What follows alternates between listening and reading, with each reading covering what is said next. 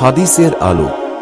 ID থেকে এক ভাই প্রশ্ন করেছেন, স্বামী স্ত্রী একে অপরের লজ্জাস্থানের অবাঞ্ছিত লোম পরিষ্কার করতে পারবে কিনা, 40 দিনের বেশি পার হয়ে গেলে তার ইবাদত নামাজ কবুল হবে কিনা, এই কথাটি সঠিক কিনা। যে ভাইটি প্রশ্ন করেছেন আমি তাকে ধন্যবাদ দিতে চাই, কারণ দাম্পত্য জীবনের প্রত্যেকটি মাসাইল নিখুঁতভাবে জানা এবং তদুপরি আমল করা, এটা হচ্ছে প্রত্যেকটা স্বামী স্ত্রীর জন্য অত্যাবশ্যক।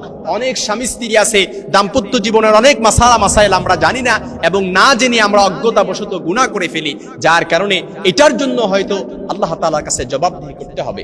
পবিত্র কোরআনে দাম্পত্য জীবনকে আল্লাহ তাআলার অনুগ্রহ হিসেবে উল্লেখ করা হয়েছে। এজন্য দাম্পত্য জীবনে স্বামী স্ত্রী একে অপরের অবাঞ্ছিত লোম পরিষ্কার করতে পারবে কিনা, এই বিষয়টা যদি আমরা ক্লিয়ার হতে চাই, হাদিসে পাকে নবী সাল্লাল্লাহু আলাইহি সাল্লামের স্পষ্ট দিক নির্দেশনা হচ্ছে ইহফাজ আওরাতাকা ইল্লা মিন যাওজাতিক আও মা মালাকাত ইয়ামিনিক, তুমি তোমার স্ত্রী কৃতদাসী ছাড়া অন্যের নিকট লজ্জাস্থানের হেফাজত করো।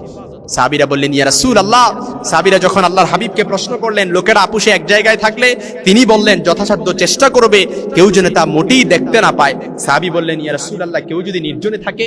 আল্লাহর হাবিব বললেন আল্লাহু আহাক্কু আইয়ুস্তাহিয়া মিনহু মিনান নাস, মানুষ অপেক্ষা আল্লাহ এর বেশি হকদার যে তাকে লজ্জা করা হবে।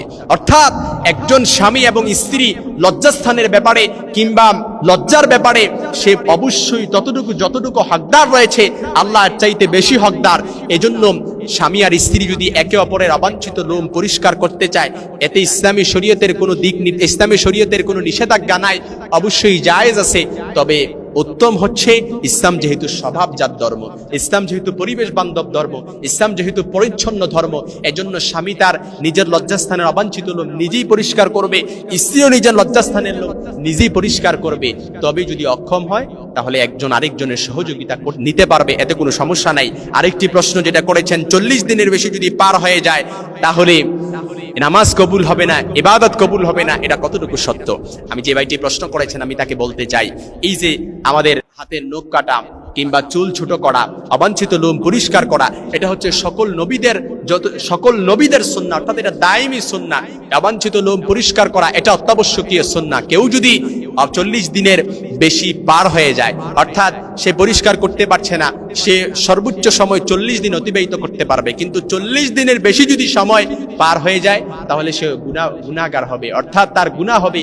এতে করে ইবাদতের প্রতিবন্ধক হয়ে যাবে, বিষয়টা এরকম নয়। অর্থাৎ 40 দিনের বেশি আপনি আপনার অবাঞ্ছিত লোম পরিষ্কার করতে পারলেন না, এর জন্য নামাজ হবে না, ইবাদত কবুল হবে না, এই কথাটি গ্রহণযোগ্য নয়।